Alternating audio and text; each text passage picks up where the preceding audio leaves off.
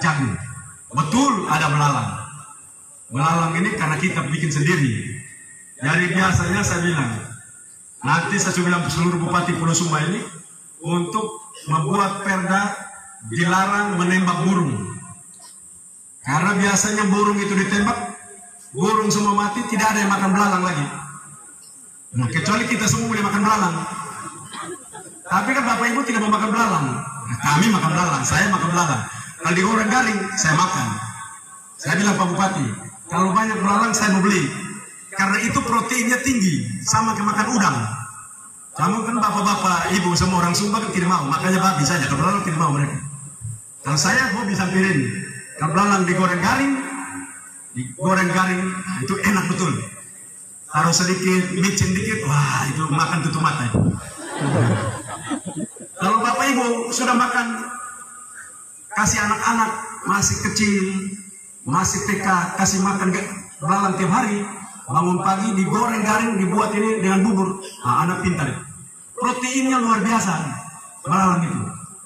Cuma kan ini bukan budaya kita makan belalang. Kami orang timur makan belalang, kami makan belalang. Kalau belalang datang, ini belalang kalau di timur habis, dimakan ikan sama orang timur aja. Karena itu kita tetap berjalan.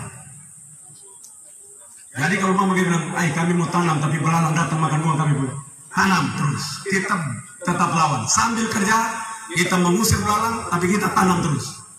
Tuhan pasti menolong kita. Percaya atau tidak? Nah, kalau percaya pulang jangan tidur diam-diam, tanam, ya, tanam. Nah, setuju tidak? Nah, itu penting sekali. Kita tahu bahwa pengetahuan itu mengantar kita lewat pertanian. Kita punya tanah-tanah banyak. Bapak Presiden berulang-ulang kali bahwa tahun depan itu akan terjadi kelaparan di mana-mana. Karena itu Bapak Presiden menginstruksikan kepada seluruh gubernur, bupati, kepala desa, camat, dan semua tokoh untuk ikut berpartisipasi dalam mendorong masyarakat menanam. Karena kalau tidak tanam, nanti kamu punya uang saja, tapi tidak ada yang bisa dibeli. Kepada pegawai negeri, jangan anggap bahwa saya tiap bulan terima gaji, terima beras, lalu saya ini tidak masalah buat saya tidak perlu tanam. Karena tiap bulan saya terima gaji, maka saya akan beli beras, dan saya akan makan bersama keluarga. Tidak bisa. Gaji kita, pegawai negeri dari Nusa Tenggara Timur, 80% datang dari Jakarta. 80%. Nanti kalau keuangan Jakarta, keuangan pemerintah pusat bermasalah, ekspor kita bermasalah, devisa kita bermasalah, tidak lagi banyak dapat uang, maka kurangi. Kirim ke pemerintah provinsi, kabupaten pun kurang. Sekarang kan sudah mulai kurang toh, Pak Bupati? Sudah jauh dan dak, sudah kurang kan? Nah, sama provinsi juga kurang. Nanti kurang terus. Terakhir kita bilang para kepala dinas dan staf seluruh ASN, dengan ini gajimu diskon 50% karena uang tidak ada. Nanti kalau tidak tanam, diskon lagi terakhir kamu cari makan sendiri karena uang sudah tidak ada. Nah, hati-hati. Jadi jangan yang bilang pegawai negeri sudah biasa terima gaji, saya sudah aman sudah. Biar saya tidak tanam pun, saya tiap bulan terima uang, terima gaji, saya beli beras. Ada juga yang tetap dapat bayaran, tapi mau berasnya tidak ada yang jual. Hari ini seluruh dunia, negara-negara di dunia tidak mau jual mereka punya bahan pertanian. Mereka tidak mau. Mereka panen untuk negara itu sendiri. Mereka tidak mau jual. Banyak negara hari ini tidak mau jual mereka punya beras, gandum, mereka tidak mau jual. Lalu kalau begitu, kita mau hidup dari mana? Karena itu, pada orang tua semua, bulan November ini siap semua untuk kita tanam di seluruh lahan kosong yang ada di sekitar kita, termasuk halaman-halaman rumah.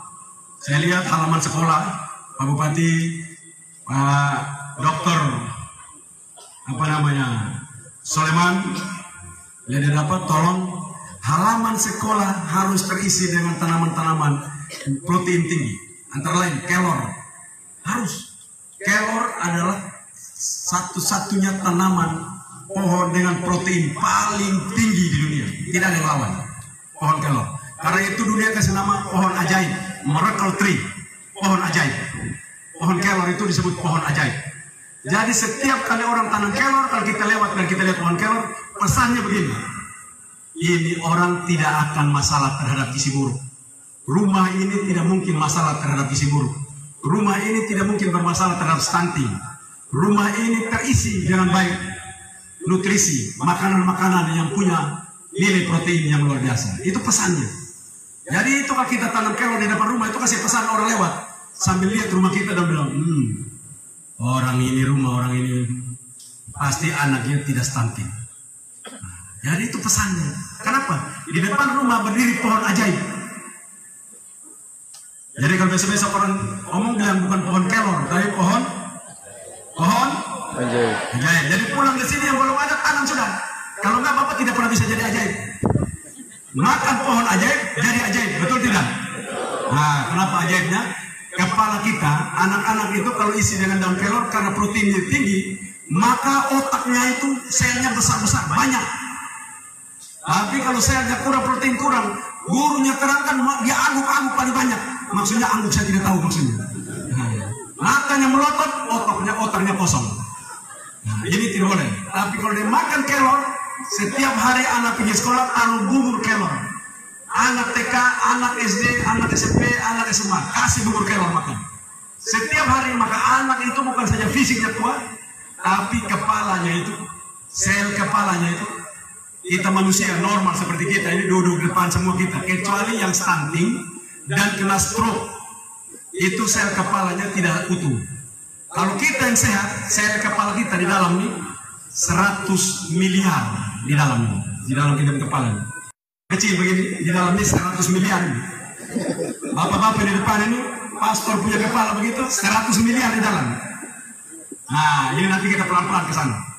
Kenapa orang isinya 100 miliar, tapi kenapa dia masih tidak mengerti? Nah, ini pertanyaan bagus. Nomor satu, kita kerja dulu. Kalau makanan proteinnya kurang, walaupun Pak Soleman bangun 70 sekolah, kalau gizinya kurang, maka percuma. Itu ibarat rangka saja berdiri, isi di dalam tidak ada. Nah, tapi kalau mama di sekolah nanti ada kelor, disiapkan kelor, makan kelor, keluar bermain, makan kue kelor, maka isi kepala 100 miliar luar biasa semua.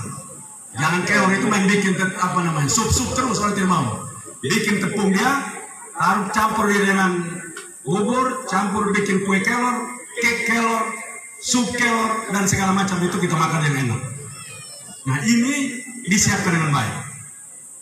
Kalau kita punya 100 miliar itu sudah ada, nah begitu sekolah, waktu kita sekolah, para guru, dengar ya guru-guru, khusus untuk guru ini untuk guru-guru. Tidak ada murid yang bodoh, hanya ada guru yang salah mentransfer knowledge. Tidak ada murid yang bodoh. Seluruh anak-anak yang hadir di kelas, yang gizinya baik, mereka di dalam potensi kepalanya 100 miliar. Neuron plasticity, saraf otak. Ini ada dokter saya belakang. Kalau salah dia nanti itu tidak benar. Itu di kepala kita ini ada 100 miliar neuron plasticity, sel saraf otak, 100 miliar sel saraf. Dia begitu penuh memenuhi kita punya kepala itu. Nah, supaya anak ini pintar, kita mesti latih dia agar menyambungkan seluruh saraf satu demi satu. Lama-lama anak ini tersambung secara baik. Sambungan makin banyak, makin pintar anak itu. Sambungan sedikit, makin kurang pintar anak itu. Jadi kalau kita lihat omong otaknya tidak jalan, kecuali dia stunting dan stroke. Tapi kalau dia sehat, maka kita sedang salah mentransfer knowledge kepada anak ini. Nah, itu penting sekali. Kedua, guru-guru tidak boleh bilang, saya ini kalau bahasa Inggris tidak bisa, saya kuliah berat betul. Itu tanpa sadar kita memberhentikan kita punya kemampuan untuk menghubungkan sel di kepala kita.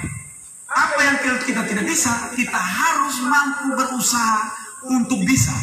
Waktu kita sudah bisa, maka sel saraf di kepala kita sudah nyambung. Jadi kalau sel sarafnya sambung dari 100 miliar itu jangan banyak-banyak.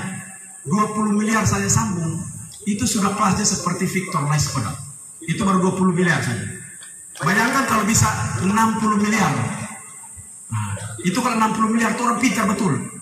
Kalau sudah bisa 100 miliar, itu ada istilah di dalam kalau pergi gereja nama imago Dei. Serupa, segambar dengan Allah. Itu 100 miliar tersambung dengan baik. Orang-orang yang punya sambungan di kepala 100 miliar neuron plasticity, omong apa saja dia tahu. Baru datang duduk bicara disukai orang punya karakter model kayak begini. Lihat muka saya. Tuhan tipu ini. Contoh ya. Kalau ada yang datang lihat kita beromong yang kita matanya begini terus. Ini pasti orang hati-hati. Ini Tuhan tipu ini. Dia datang omong jangan. Manusia yang tidak omong dilihat mata orang itu dia tidak pernah bersih. Hatinya itu tidak baik. Jadi itu kan pulang dari sini kalau sudah biasa dia tidak lihat muka orang mulai sudah. Kalau orang lihat matanya. Yang saya hormati Bapak, saya hadir di sini untuk menyampaikan beberapa hal. Jangan begini, Bapak saya yang datang. Ini pasti tiba-tiba. Itu bukan saya, itu riset. Itu sebuah studi. Orang-orang yang berbicara tidak lihat mata orang biasa penipu. Dia omong kosong itu, cuma tipu itu.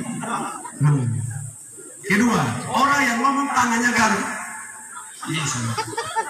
Ini manusia tidak percaya diri. Jadi kalau ngomong,